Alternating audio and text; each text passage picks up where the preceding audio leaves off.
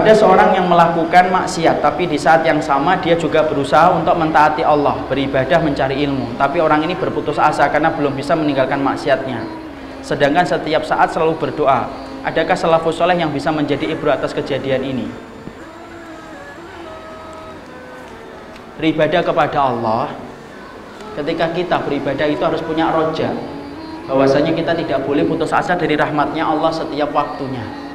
Ada salah satu sahabat yang kemudian memiliki sifat semacam ini. Siapa yang bisa nyebutkan? Saya kasih hadiah Pak, aqua setengah gelas.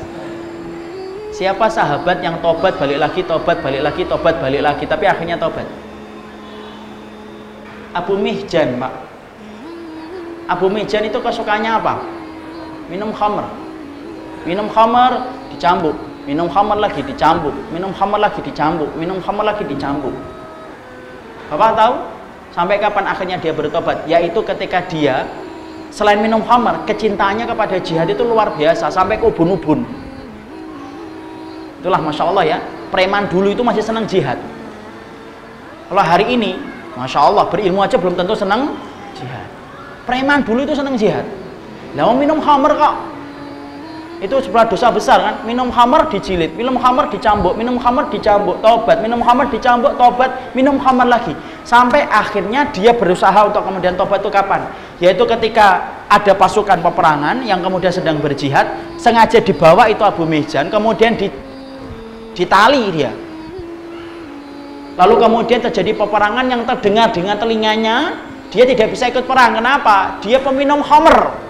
Dilarang untuk ikut. Karena apa? Justru akan melambatkan kemenangan. Karena orang yang berdosa itu justru membantu musuh. Jadi tolong Bapak, kalau hari ini kemudian kita ingin menang, minimal jangan membantu musuh dengan kemaksiatan dan dosa yang kita kerjakan. Itu yang akan menjadikan terlambatnya kemenangan datang kepada kaum muslimin. Maka Abu Mihjan ketika saat itu mendengar suara peperangan yang luar biasa dan dia terikat kepada sebuah kayu, nangis Pak. Dia berkata, Masya Allah, gara-gara minuman laknat saya tidak bisa berjihad untuk membela kalimat Allah, hanya mendengar suaranya saja. Ada salah satu istri komandan yang hadir di saat itu, kemudian akhirnya iba melihat Abu Mihjan yang menangis, dilepaskan tapi dengan syarat, nanti sebelum perang selesai balik lagi ya, ikat lagi tanganmu. Oke, Insya Allah.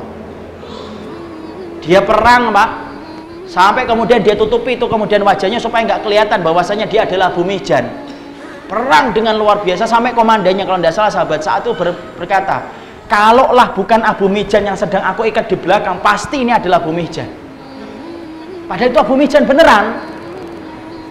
Sudah banyak orang-orang yang tertebas dengan kemudian dia balik lagi, ditutup lagi. Coba, Masya Allah, di situ kita ngelihat, jangan pernah berputus asa. Abu Mihjan itu tobat, minum lagi, tobat, minum lagi, tobat, minum lagi, tapi akhirnya tobat. Karena itulah yang menjadikan kita tidak pernah berputus asa. Karena apa? Sebanyak apapun dosa yang menggunung tinggi, walaupun menyentuh pintu langit, tapi ketika kita bertobat dan menyesal, maka Allah akan terima. Ingat, Allah itu mencari manusia yang bukan hanya banyak salatnya, tapi juga Allah mencari manusia yang mereka itu melakukan dosa, tetapi mereka kembali kepada Allah dengan menyesali dosanya. Makanya perhatikan, Allah ketika perintahkan kita sholat, Allah tidak mengatakan bergegas. Allah ketika perintahkan untuk puasa, Allah tidak mengatakan bergegas. Allah ketika memerintahkan kita untuk sedekah, Allah tidak mengatakan bergegas. Tapi ketika Allah memerintahkan kita untuk bertaubat, Pak, Allah mengatakan apa? Wasari'u ila maghfiratin mir rabbikum. Bergegaslah kamu. Makanya tahukah kita panah apa yang paling disenangi oleh iblis? Bukan panah zina. Panah yang paling disenangi iblis itu bukan panah khamr. Panah yang disenangi iblis itu bukan panah membunuh. Tapi panah yang paling disenangi iblis adalah panah taswif. Apa itu taswif? Takjilu taubah. Orang itu melambatkan taubat. Dia selalu berkata, besok taubatnya kalau sudah punya anak satu, besok taubatnya kalau sudah kemudian pensiun, besok taubatnya kalau sudah tidak punya uang, tumben nggak minum, iya bokek. Nah itu bukan taubat ya, itu namanya taswif. Inilah yang menjadikan kita harus yakin kepada apa yang telah dijanjikan oleh Allah Subhanahu wa ta'ala.